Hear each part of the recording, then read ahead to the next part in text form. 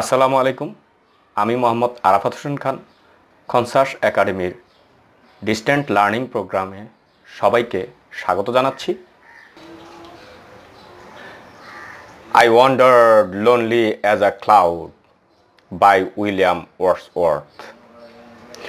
I wandered lonely as a cloud. আমি একাকী একখণ্ড মেঘের মতো উদ্দেশ্যহীনভাবে বেড়ালাম। That floats on high over vales and hills, যা ভেসে বেড়ায় উঁচু উপত্যকা ও পাহাড়ের উপর দিয়ে। When all at once I saw a crowd, যখন আমি হঠাৎ একটি ভিড় দেখতে পেলাম। A host of golden daffodils, সেটি ছিল সোনালী ড্যাফোডিলসের মস্ত বড় একটি দল। Beside the lake, beneath the trees, হ্রদের পাশে গাছগুলির নিচে। Fluttering and dancing in the breeze, দুলছে এবং নাচছে তারা মৃদু বাতাসে। Continuous as the stars that shine, তারকাদের মতো ফুলগুলি অবিরত কিরণ দিচ্ছিল।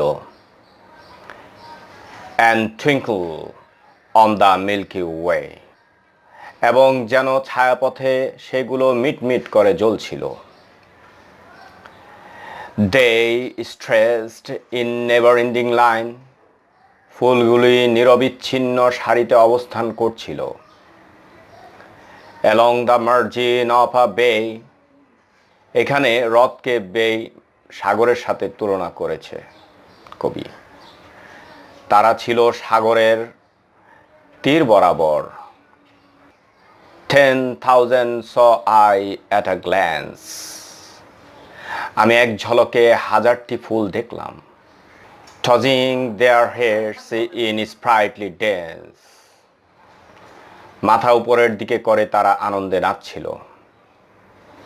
The waves beside them danced, but they outdid the sparkling waves in glee. হ্রদের ঢেউগুলি তাদের পাশে নাচছিল, কিন্তু চকচকে ঢেউগুলির চেয়ে ফুলগুলির নাচ আমাকে বেশি আনন্দিত করছিল।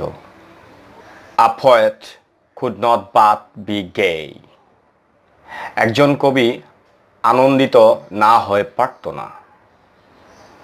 এমন একটা সিচুয়েশন ছিল কবির মনে হয়েছে। In such a jocund company, এই ধরনের উৎফুল্ল সঙ্গী পেয়ে কোনো কবি না আনন্দিত হয়ে পারত না। I gazed and gazed but little thought, আমি তাকিয়েই ছিলাম এবং তাকিয়েই ছিলাম, কিন্তু আমি ভাবতেই পারি নাই। What will the show to me had brought, যে কত সম্পদ আমার সামনে আনা হলো এবং দেখানো হলো। For oft, এখানে oft হচ্ছে often. For oft, when on my couch I lie, মাঝে মাঝে যখন আমি আমার আরাম চেয়ারে শুই। In vacant or in pensive mood, আমার মনটি যখন শূন্য এবং বিষণ্ণ থাকে। They flash upon that inward eye, inward eye হচ্ছে অন্তর চোখে। তারা আমার অন্তর চোখে ভেসে উঠে। Which is the bliss of solitude, যাহা আমার একাকিত্বের আশীর্বাদ স্বরূপ। And then my heart with pleasure fills, এবং পরবর্তীতে আমার হৃদয় আনন্দে পূর্ণ হয়ে যায়। And dances with the daffodils, এবং আমার হৃদয়টা ড্যাফোডিলসের সাথে নাচতে থাকে। এইখানে কবিতায় কবি ড্যাফোডিলসের গুণগান করেছেন। আসলে এখানে ড্যাফোডিলসের অত্যাধিক গুণগান করেছেন। মানে ড্যাফোডিলসটা প্রতীকী রূপে আসছে প্রকৃতির।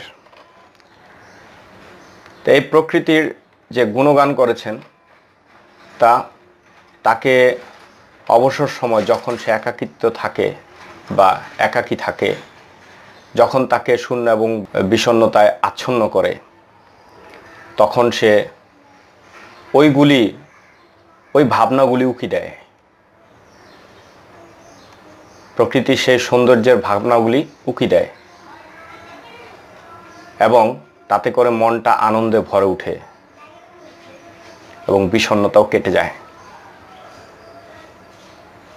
এই হচ্ছে এই কবিতার মেইন ইনার মিনিং, মানে থিম।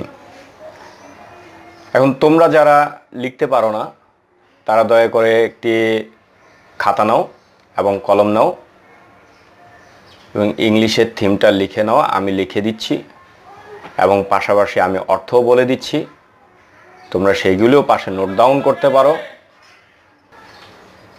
ঠিক আছে, রেডি তো? ওকে। The theme to the poem is that the beautiful golden daffodils presents nature which has the magical power to soothe the vacant or pensive mood of mind during loneliness. এটার অনুবাদটা হচ্ছে,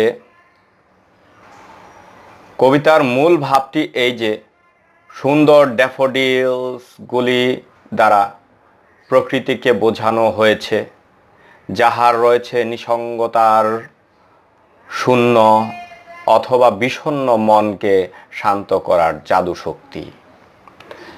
This magical power of nature is the bliss of solitude. প্রকৃতির এই জাদু শক্তি একাকিত্বের স্বর্গসুখ। ধন্যবাদ এতক্ষণ আমাদের সাথে থাকার জন্য। আমার ভিডিওটি যদি ভালো লেগে থাকে তাহলে বেশি বেশি শেয়ার করবেন এবং চ্যানেল নতুন হয়ে থাকলে পরবর্তী ভিডিও পাওয়ার জন্য চ্যানেলটি সাবস্ক্রাইব করবেন। আসসালামু আলাইকুম।